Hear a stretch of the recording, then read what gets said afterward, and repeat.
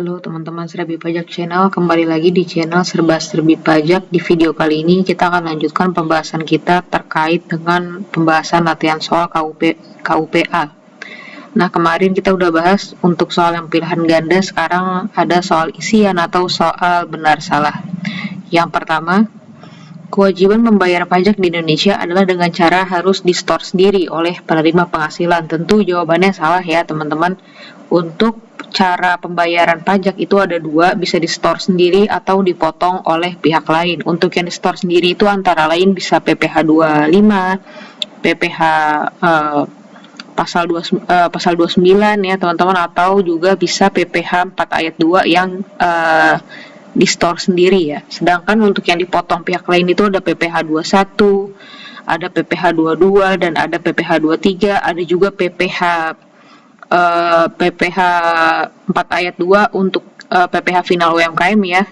Untuk PP 23 ada juga PPh 4 ayat 2 yang dipotong oleh pihak lain. Jadi ini jawabannya salah.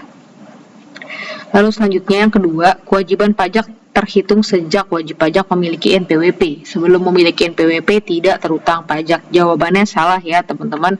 Kalau berdasarkan Undang-Undang KUP, kewajiban pajak itu terhitung sejak wajib pajak memenuhi syarat subjektif dan objektif. Jadi ini sifatnya kumulatif ya, subjektif dan objektif. Harus kedua-duanya. Bagi warga negara Indonesia, syarat subjektifnya itu kan sudah sejak lahir, artinya sudah ada di Indonesia sejak lahir gitu ya. Sedangkan syarat objektifnya itu adalah ketika kita mendapatkan penghasilan. Jadi kalau kita wajib pajak orang pribadi, kita itu belum punya penghasilan, yaitu kita nggak perlu bikin NPWP ya teman-teman, ataupun penghasilan kita masih di bawah PTKP itu kita tidak wajib untuk memiliki NPWP. Tetapi ketika syarat subjektif dan objektif harus dua ya teman-teman, subjektif dan objektifnya sudah terpenuhi, maka harus memiliki NPWP ya teman-teman. Selanjutnya untuk yang nomor 3, subjek pajak di Indonesia terdiri dari orang pribadi termasuk warisan belum terbagi dan badan termasuk BUT saja. Jawabannya benar ya teman-teman. Untuk warisan belum terbagi ini ada di soal sebelumnya ya, di soal pilihan ganda, yaitu masuk ke WP orang pribadi. Kalau sudah kewajibannya sudah, pajakannya sudah selesai, ditunaikan, warisannya sudah dibagi, maka itu nanti sudah hilang gitu ya status objek pajaknya gitu ya. Jawabannya benar ya teman-teman. Untuk subjek pajak di Indonesia itu terdiri dari OP, termasuk dalamnya ada warisan belum terbagi, dan ada badan termasuk BUT atau bentuk usaha tetap. Selanjutnya pada prinsip self-assessment, beban pembuktian bahwa pajak yang terutang yang telah dilaporkan adalah tidak benar berada di pihak Fiskus atau Dirjen Pajak atau DJP. Jawabannya benar ya teman-teman, karena dalam prinsip self-assessment adalah yang melaporkan sendiri, menghitung sendiri pajak terhutang. Itu di situ yang aktif melaporkan, menghitungkan dan membayar itu kan wajib pajak. Sedangkan fungsi sebagai Fiskus ataupun fungsi dari DJP itu melakukan pengawasan ya teman-teman atas perpajakan yang sudah dilaporkan oleh wajib pajak gitu ya. Sementara kalau yang official assessment itu kan pembuktiannya itu kan sudah langsung di pihak Fiskus ya, karena memang Fiskus sendiri gitu ya yang menghitung pajak, wajib pajak gitu ya, bisa melalui misalkan STP, itu bisa termasuk official assessment ya teman-teman. Tapi kalau di Indonesia ini kan sistemnya itu self assessment ya yang kita anut ya teman-teman, karena kita sendiri gitu wajib pajak yang memotong, melaporkan dan membayarkan pajak yang terhutang. Selanjutnya, bentuk pengawasan yang dilakukan oleh Fiskus KPP adalah penelitian. Jawabannya salah ya, karena bentuk pengawasan oleh KPP itu bisa berupa penelitian dan pemeriksaan. Hasil penelitian atau produk dari penelitian itu adalah diantaranya merupakan penerbitan surat teguran atas tidak dilaksanakannya kewajiban perpajakan, penerbitan STP maupun surat permintaan penjelasan. Jadi bukan hanya penelitian tetapi juga ada pemeriksaan. SPT tahunan yang tidak dilampiri laporan keuangan harus diaudit, SPT tahunan badan yang tidak dilampiri laporan keuangan yang harus diaudit tidak dianggap disampaikan. Salah ya teman-teman, karena SPT tahunan badan itu hanya wajib melampiri laporan keuangan, tapi kalau untuk audit ini sifatnya opsional ya teman. Jadi kalau memang misalkan dia bentuk badannya itu udah TBK gitu, perusahaan terbuka, itu wajib ya teman-teman menyampaikan laporan keuangan yang diaudit. Tapi kalau belum, itu kembali lagi ke si WP atau sesuai dengan undang-undang perseroan gitu ya. Apakah memang si badan ini untuk pembuatan laporan keuangannya harus diaudit atau tidak. Jadi tidak wajib. Tapi kalau laporan keuangan itu wajib ya disampaikan ya di dalam SPT tahunan badan. Tetapi kalau laporan keuangan yang harus diaudit itu hukumnya opsional ya teman-teman. Selanjutnya, kewajiban pencatatan harus dilakukan oleh setiap wajib pajak OP yang memiliki usaha ataupun pekerjaan bebas dengan omset kurang dari 4,8 miliar. Jawabannya salah ya teman-teman. Wajib pajak OP yang memiliki usaha atau pekerjaan bebas dengan omset kurang dari 4,8 miliar itu boleh memilih pembukuan. Nah, kewajiban pencatatan itu bisa dilakukan oleh wajib pajak OP yang non usahawan gitu ya. Jadi dia tidak punya usaha atau pekerjaan bebas. Tetapi kalau wajib pajak badan itu dia wajib melakukan pembukuan ya. Sedangkan wajib pajak orang pribadi yang tidak melakukan usaha atau pekerjaan bebas itu tidak wajib gitu ya melakukan pembukuan ya teman-teman. Jadi dia juga bisa melakukan pencatatan gitu ya. Nah, kalau untuk kayak gini adalah wajib pajak OP yang memiliki usaha atau pekerjaan bebas. Itu boleh pilih ya teman-teman, dia boleh pembukuan ataupun pencatatan gitu. Selanjutnya, permohonan NE atau non-efektif dapat dilakukan secara tertulis ataupun online. Ini jawabannya benar ya teman-teman.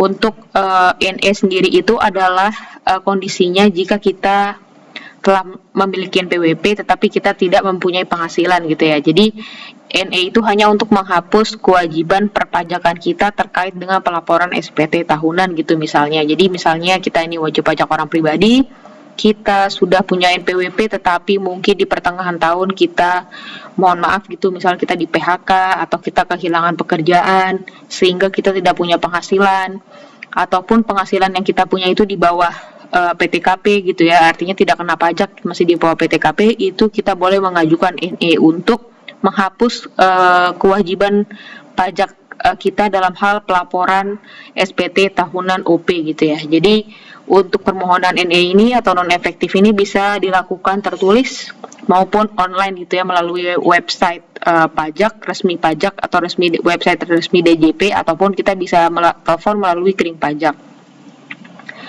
Selanjutnya, wajib pajak orang pribadi yang menjalankan usaha atau melakukan pekerjaan bebas wajib mendaftarkan diri untuk memperoleh PWP paling lama 1 bulan setelah penghasilannya di atas PTKP.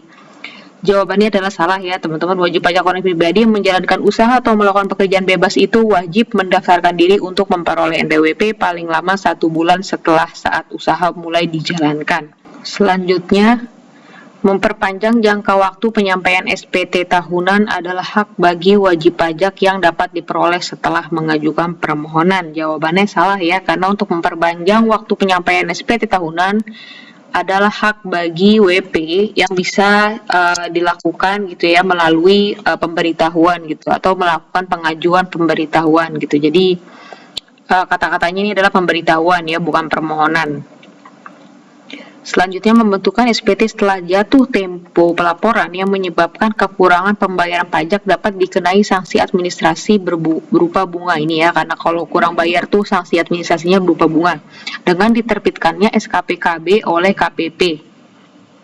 Jawabannya salah ya teman-teman, karena untuk misalnya SPT telat bayar ini tuh produk hukum yang diterbitkan oleh DJP itu adalah STP ya.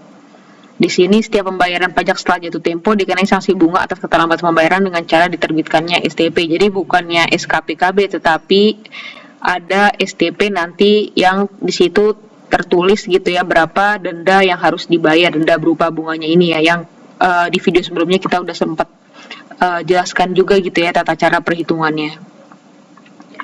Apabila telah dilakukan pemeriksaan, maka wajib pajak tidak dapat lagi melakukan pembetulan SPT. Betul ya jawabannya teman-teman. Kalau teman-teman lagi diperiksa tuh teman-teman nggak boleh otak-atik ya, nggak boleh otak-atik SPT teman-teman, SPT apapun, entah itu badan ataupun massa gitu ya. Kecuali teman-teman yang dibolehkan itu adalah teman-teman melakukan pengungkapan ketidakbenaran. Jadi misalnya ketika lagi diperiksa sama DJP, teman-teman juga cross check lagi, ternyata ada pajak yang kurang dibayar. Nah itu teman-teman nggak bisa langsung betulkan SPT-nya, tetapi teman-teman harus infokan gitu ya ke DJP. Namanya itu adalah pengungkapan ketidakbenaran. Jadi teman-teman infokan bahwa ternyata setelah saya cek juga, saya double cek juga, ternyata ada pajak yang masih saya belum bayarkan. Nanti biasanya yang produk hukum yang dikeluarkan itu bisa bermacam-macam ya, bisa nanti SKP KBT gitu ya, atau surat keterangan kekurangan pajak tambahan gitu ya, ataupun ada produk-produk hukum lainnya karena efek dari pengungkapan ketidakbenaran kita ini gitu ya. Tetapi yang pasti kalau dilakukan pemeriksaan itu tidak boleh dilakukan pembetulan SPT. Selanjutnya PKP yang tidak diketahui keberadaan dan atau kegiatan usahanya dapat dicabut secara jabatan oleh DJP. Jawabannya benar ya teman-teman, PKP yang tidak diketahui keberadaan usaha atau tempat kegiatannya dapat dicabut secara jabatan oleh DJP, jadi dicabut sepihak gitu ya. Nah selanjutnya, apabila PPN kurang bayar dalam SPT masa PPN dapat ditunda pembayaran pajaknya dengan mengajukan permohonan. Jawabannya salah ya teman-teman, karena untuk pengajuan penundaan atau pengangsuran pembayaran itu hanya bisa dilakukan oleh SPT tahunan ataupun pasal 29 kita sebutnya ya teman-teman, dan juga pembayaran tunggakan pajak yang terdapat di STP, surat tagihan pajak ataupun SKPKB dan sebagainya. Jadi untuk kurang bayar SPT masa PPN itu tidak bisa dilakukan, tidak bisa diajukan penundaan pembayaran atau pengangsuran pembayaran. Jadi kalau telat ya udah denda gitu ya teman-teman. Yang boleh hanya SPT tahunan yaitu pasal 29 dan juga surat tunggakan pajak STP, SKPKB, SKPKBT dan lain sebagainya. Selanjutnya nomor 15 ya. CV A dibeli oleh tuan B sehingga kepemilikannya berubah. Hal tersebut termasuk perubahan data dan NPWP CV harus diganti. Jawabannya salah ya teman-teman. Jika ada perubahan data itu tidak merubah NPWP kalau memang bentuk status badan hukumnya itu tidak berubah gitu ya. Jadi di sini jawabannya perubahan data tanpa merubah status badan hukum tidak perlu perubahan NPWP. Yang dimaksud merubah status badan hukum itu misalkan dia dari CV berubah menjadi PT gitu ya, ataupun dari CV berubah menjadi PT yang TBK yang terbuka. Nah itu baru NPWP-nya berubah. Tapi kalau hanya sekedar perubahan kepemilikan ataupun perubahan struktur organisasi gitu tanpa merubah si CV ini, bentuk badan ini, NPWP tidak perlu diubah, hanya kita ajukan aja perubahan data melalui formulir perubahan data, kita sampaikan ke KPP. Gampang ya teman-teman. Oke, sekian itu aja video kali ini, semoga bermanfaat. Jika dirasa bermanfaat, mohon bantuannya untuk mensubscribe dan men-share channel ini agar mendapatkan notifikasi video selanjutnya. Terima kasih.